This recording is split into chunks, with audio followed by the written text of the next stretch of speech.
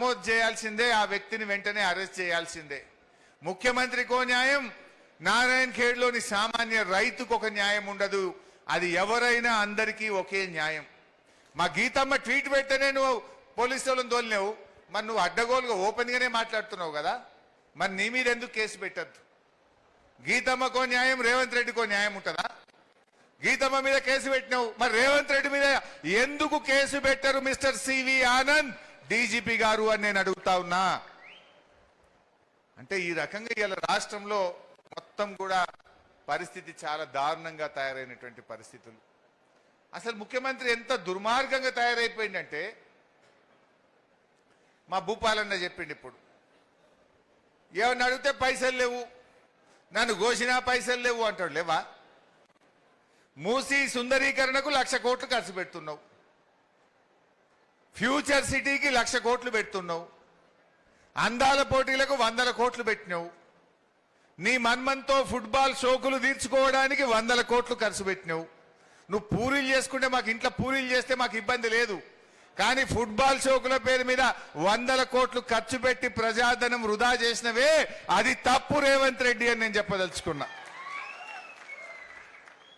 పూరీలు చేసుకో, బిర్యానీ చేసుకో, ఏమన్నా చేసుకో, నీ ఇల్లు నీ మన్మడ్ నీ ఇష్టం.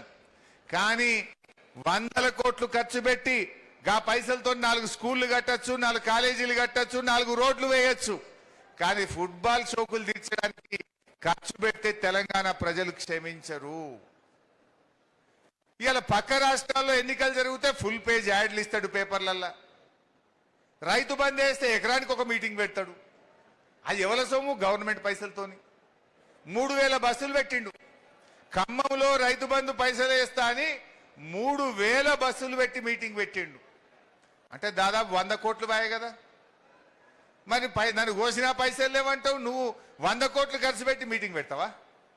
ఎకరంకో మీటింగ్. సిద్దిపేట ఎకరం వేసిండు, యాసంగిలు ఆడో మీటింగు, మంతనీళ్ళు ఎకరం వేసిండు, ఆడొక మీటింగు.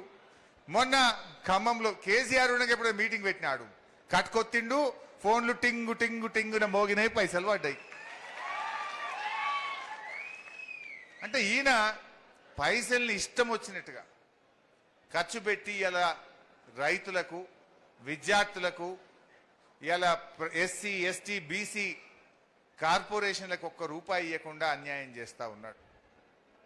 నిన్న మాట్లాడతాడు, అరే నేను అన్ని స్కీమ్లు ఇచ్చిన కదా, నేను ఏ స్కీమ్ బంద్ పెట్టినా అంటుండు. మీ పిల్లలకు ఫీజు రియంబర్స్మెంట్ వస్తుందా? ఎస్సీ ఎస్టీ బీసీ పిల్లలకు 20 లక్షల మంది పిల్లల చదువులు ఆగం చేసిండు రేవంత్ రెడ్డి గారు. చదువులు ఆగమైనాయి. కేసీఆర్ కిట్ వస్తుందా? నన్ను రాంగా ఇప్పుడు మా కుర్మోళ్ళు ఆపినరాడా? ఏడా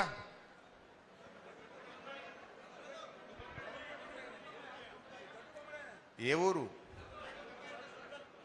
రాంగ తోవలు ఆపినరు. జూకల్ కాడ దరఖాస్తు ఇచ్చారు నాకు.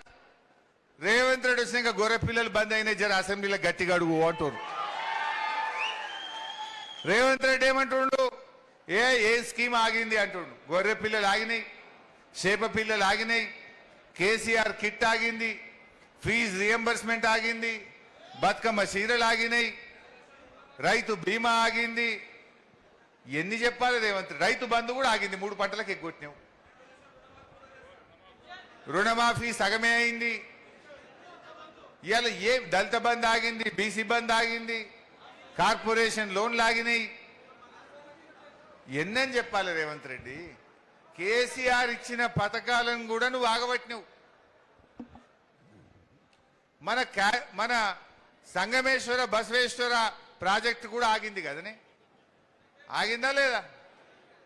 ఇవాళ ఇలాంటి కరువు పరిస్థితులు వస్తే కాలం కాకపోయినా మా నారాయణ ఖేడ్, అందోల్, సంగారెడ్డి, జహీరాబాద్ రైతులకు 4 లక్షల ఎకరాలకు పంట పండాలని ఆనాడు కేసీఆర్ గారు ఇదే నారాయణ ఖేడ్లో వచ్చి శంకుస్థాపన చేసిండ్రు. మనకు ప్రాజెక్టు మంజూరు చేసిండ్రు. కానీ ఇలా కాంగ్రెస్ వచ్చినాక మన ఆరాధ్య దైవం బసవేశ్వరుడు, గా బసవేశ్వరుడు పేరు మీద ఉన్న ప్రాజెక్టు కూడా నాపుతాడే. సంగమేశ్వర శివుడు ఎంత గొప్పవాడు. అందుకే కేసీఆర్ సంగమేశ్వర అని పేరు పెడితే ఆ ఖ్యాతకి సంగమేశ్వర ప్రాజెక్టును కూడా ఆపిండు. ఇలా ఈ పాపం ఉత్తగా పోదు. సంగమేశ్వరుడు ఊకుంటాడా? సంగమేశ్వర ప్రాజెక్ట్ ఆపితే సంగమేశ్వరుడు ఊకుంటాడే? తప్పకుండా నీకు తగిన బుద్ధి చెప్తాడు, గుణపాఠం చెప్తాడు. మన బసవేశ్వరునికే శటకోపం పెట్టిండు. ఇప్పుడు రేవంత్ రెడ్డి బసవేశ్వర ప్రాజెక్టుకు శటకోపం పెట్టిండు. ఇలా బసవేశ్వరుడు కూడా బాధపడుతున్నాడు. బసవేశ్వరుడు కూడా మీకు తగిన గుణపాఠం చెప్తాడు మిస్టర్ రేవంత్ రెడ్డి. ఆ విషయాన్ని మనం గుర్తుపెట్టుకోవాలి. నీకు మూసీ మాత్రం ముద్దవుతున్నది. మూసీ ప్రాజెక్టు ముద్దంటావు, నా బసవేశ్వర ప్రాజెక్టు వద్దంటావు. మరి జిల్లా మంత్రి ఏం చేస్తున్నట్టు, ఇక్కడ గెలిచిన ఎమ్మెల్యే గారు ఎందుకు నిలదీస్తలేడు అని నేను అడుగుతా ఉన్నా. అడగాలనా వద్దా?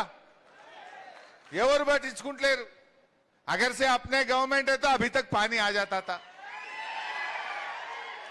ఇప్పటి వరకు నీళ్లు వారిచి చూపించేటోళ్ళం, మంచినీళ్ళు తేలేదు అప్పుడు. ఆ రకంగా మంచిగా మనం చేసుకుందాం. అందువల్ల మీరందరూ ఓకే అంటే ఆ బసవేశ్వరుడి స్ఫూర్తితో మనం పెద్ద ఎత్తున పాదయాత్రకు కూడా శ్రీకారం చుడదాం త్వరలో. బసవేశ్వర టు సంగమేశ్వర. మన బసవేశ్వరునికి విగ్రహానికి నారాయణకేల్లో దండేసుకొని జరాసంగంలోని ఖ్యాతకి సంగమేశ్వర దాకా నడుద్దామా? ఎంతమంది నడుస్తారు పాదయాత్రకు? మీరు నడిమిట్లు ఆగుతారా, కొనెళ్తారా? లాస్ట్ దాకా సంచులు గించులు బట్టలు సర్దుకొని వస్తారా? మాణిక్రావు సభ అయితే తయారున్నా అంటుండు. ఆల్రెడీ వాకింగ్ గికింగ్ ఎక్సర్సైజ్ చేస్తుండు పొద్దుగాలేసి. జైరాబాద్ ఎమ్మెల్యే సాబ్ పొద్దుగాలేసి వాకింగ్ చేస్తుండు, ఎక్సర్సైజ్ చేస్తుండు. ఇప్పటికి తయారైతుండు. మరి మీరు అవుతారా? ఓకే, చేద్దాం, తప్పకుండా చేద్దాం. ఈ ప్రభుత్వాన్ని ఇడిచిపెట్టేది లేదు. ఏం జరిగింది? ఈ రేవంత్ రెడ్డి మాట్లాడితే మొన్న మల్లవై ఒట్టు పెట్టిండు. భద్రాద్రి రాముల వారి మీద ఒట్టు పెట్టి చెప్తున్నా 117 గెలుతా అంటాడు. ఆ రాముల వారి మీద ఒట్టు పెట్టిన రుణమాఫీ ఏమైందో ముందు చెప్పు.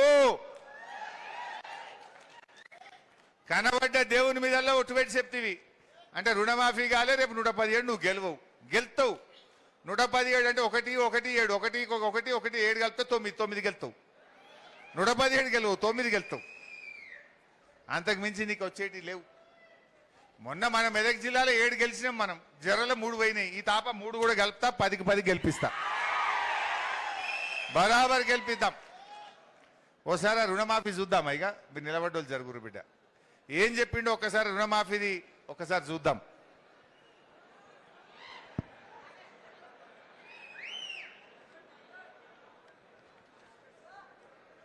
శివుడి సాక్షిగా, సమ్మక్క సారలమ్మ సాక్షిగా, 1000 స్తంభాల గుడి సాక్షిగా, గోగులమ్మ సాక్షిగా, బాసర సరస్వతి మందిరం మీద ఒట్టే చెప్తున్నా, కొమరవెల్లి మల్లన్న సాక్షిగా, జూబ్లీన్స్ లో ఉన్న పెద్దమ్మ సాక్షిగా నేను నీకు మాట ఇస్తున్నా. ఈ కొత్త గడ్డ మీద నుంచి మాట ఇస్తున్నా, గురుమూర్తి స్వామి సాక్షిగా, ఆర్మూర్ సుద్దులగుట్ట సాక్షిగా, అనంతగిరి కొండల్లో ఉన్న పద్మనాభుడి సాక్షిగా, నేను యాదగిరిగుట్ట లక్ష్మీ నరసింహస్వామి ఆనగా మాటిస్తున్నా. భద్రాద్రి రాముడు సాక్షిగా నేను మీకు మాటిస్తున్నా. పాలమూరు మిత్రుల సాక్షిగా, జాంగీర్ పీర్ల దర్గా సాక్షిగా నేను మాటిస్తున్నా. శివలాల్ సాక్షిగా, బావోజీ సాక్షిగా నేను మాట ఇస్తున్నా. మెదకు చర్చి సాక్షిగా, 7 పాయల దుర్గమ్మ సాక్షిగా నేను మాట ఇస్తున్నా. అక్కడి సూర్యుడు ఇక్కడ ఉదయించిన, భూమి ఆకాశం తిరగబడ్డా, తుఫానులు వచ్చినా, భూకంపం వచ్చినా, భూమి బద్దలైనా నేను మాట ఇస్తున్నా. 15 ఆగస్టు లోపల తెలంగాణ రైతాంగానికి 2 లక్షల రూపాయల రుణమాఫీ చేసి తీరుతా.